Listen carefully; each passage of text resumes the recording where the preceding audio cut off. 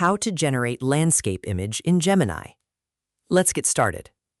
Sometimes when you ask Google Gemini to create an image in 16:9 format, it still generates a square image instead. But there's a simple trick to fix this. First, open Gemini on your laptop browser.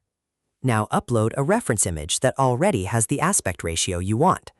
For example, if you want a 16:9 landscape image, upload any 16:9 wallpaper or widescreen photo. After that, type your prompt.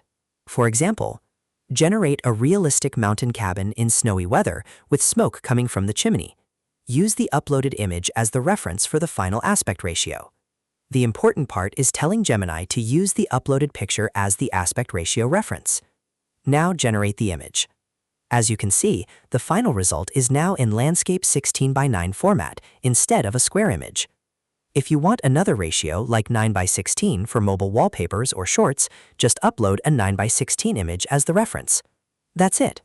If you found this video helpful, don't forget to like the video, subscribe, and press the bell icon for more quick tech tutorials. Thanks for watching.